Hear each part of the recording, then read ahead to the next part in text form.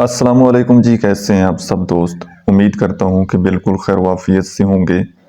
آج میں آپ کے ساتھ بڑے ہی حساس اور سنجیدہ موضوع پر بات کرنا چاہتا ہوں کہ آپ نے شادی کے بعد اپنی بیٹی کو یہ ایک نصیحت لازمی کرنی ہے کہ کس طرح سے آپ نے اپنے خاندان کو ٹوٹنے سے بچانا ہے، کس طرح سے آپ نے اس میریٹل ریلیشن شپ کو آگے لے کر چلنا ہے۔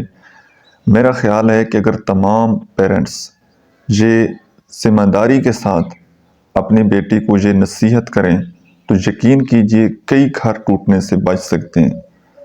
اب شاید کئی لوگوں کے ذہن میں یہ سوال آئے گا کہ بیٹی کو ہی نصیحت کیوں ضروری ہے، بیٹے کو نصیحت کیوں نہیں؟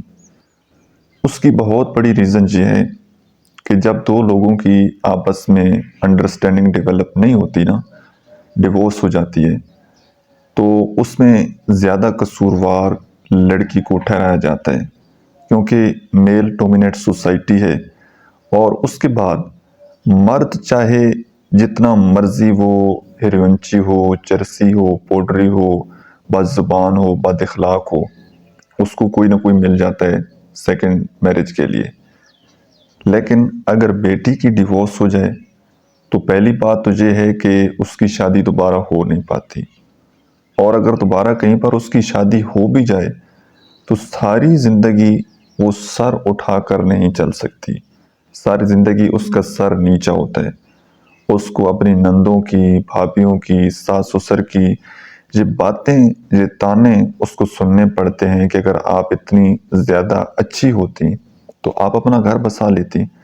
اب ایسا نہیں ہے کہ جب ڈیورس ہوتی ہے تو صرف لڑکی کا قصور ہوتا ہے یا صرف لڑکے کا قصور ہوتا ہے۔ قصور دونوں طرف سے ہوتا ہے، کہیں نہ کہیں سے لڑکی کی طرف سے کچھ ایسی باتیں ہوتی ہیں، کچھ ایسی غلط فہمیاں ہوتی ہیں جن کی وجہ سے ڈیورس ہو جاتی ہے، اور سم ٹائم لڑکا اس میں کوئی نہ کوئی فالٹ ہوتا ہے۔ بہرحال زیادہ جو لیبل لگتا ہے وہ لڑکیوں کے اوپر لگتا ہے، تو اس لیے تمام والدین کو اپنی بیٹی کو یہ نصیحت لازمی کرنی چاہیے۔ ایک چھوٹی سی سٹوری ہے، امید ہے کہ آپ کو اس سے بات اچھے طریقے سے کلیئر ہو جائے گی۔ ایک دفعہ ایسے ہوا کہ ایک بیٹی اپنے سسرال والوں سے ناراض ہو کر، لڑ جھگڑ کر اپنے باپ کے گھر آ گئی۔ تو اس کا جو باپ تھا نا، وہ بڑا ہی سمجھدار اور عقل مند انسان تھا، تو اس نے بیٹی کو بڑے اچھے طریقے سے ویلکم کیا، اور اس کے بعد اس نے اپنی بیٹی سے یہ فرمائش کی کہ بیٹا بہت دن ہو گئے ہیں میں نے آپ کے ہاتھ کا کھانا نہیں کھایا، تو آج تم مجھے اپنے ہاتھ کا کھانا بنا دو۔ تو بیٹی نے کہا کہ جی ٹھیک ہے۔ تو باپ نے کہا کہ آپ نے میرے لیے ایک ایگ، انڈا ابالنا ہے، اور ایک آلو ابالنا ہے، اور ساتھ میں کافی۔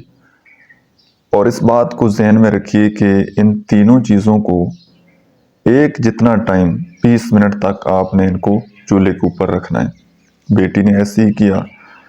جب 20 منٹ گزر گئے تو باپ نے پوچھا کہ بیٹا کھانا کلیئر ہو گیا ہے؟ تو بیٹی نے کہا کہ جی ٹھیک ہے۔ باپ نے کہا کہ چیک کرو۔ بیٹی نے کہا کہ جی بالکل پرفیکٹ ہے، آلو جو ہے وہ بھی ابل گیا ہے، انڈا بھی ابل گیا ہے، اور کافی بھی ریڈی ہو چکی ہے۔ وہاں پر باپ نے اپنی بیٹی کو یہ نصیحت کی کہ بیٹا دیکھو تم ان تینوں چیزوں میں سے کیا بننا چاہو گی۔ اب آلو تھا جو پہلے سخت تھا، اب جب اس میں تکلیف آئی، برداشت آئی، اس نے گرم پانی کے اندر وقت گزارا تو یہ نرم ہو گیا۔ انڈا تھا جو پہلے نرم تھا، شاید نیچے گرتا تو اس کی زردی نکل جاتی، لیکن اب وہ سخت ہو گیا ہے، اور اب یہ کافی ہے، اس میں سے خوشبو آ رہی ہے۔ زندگی گزارنے کا یہی فن ہے کہ یا تو کسی کے رنگ میں ڈھل جاؤ اور یا کسی کو اپنے رنگ میں ڈھال لو، صرف یہی فن ہے، بشرطے کہ اگر بندے کی یہ نیت ہو کہ میں نے رشتہ نبھانا ہے تو اس کے پاس صرف ایک ہی آپشن بچ جاتا ہے کہ یا وہ کسی کے رنگ میں ڈھل جاتا ہے یا وہ کسی کو اپنے رنگ میں ڈھال لیتا ہے۔ اور میرا خیال ہے کہ یہ باتیں سب کے لیے ہیں، کیونکہ دنیا کو کوئی بھی ریلیشن شپ پرفیکٹ نہیں ہوتا، کوئی بھی انسان پرفیکٹ نہیں ہوتا۔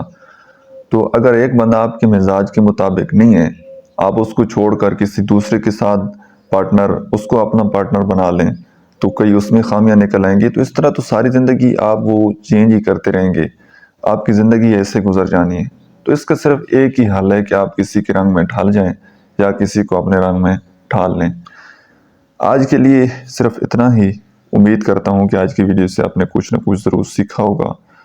ویڈیو اگر آپ کو اچھی لگی ہے، پسند آئی ہے تو اپنا فیڈ بیک ضرور دینا ہے۔ ویڈیو کو لائک کر کے کمنٹ سیکشن میں اپنی رائے کا اظہار آپ نے ضرور کرنا ہے۔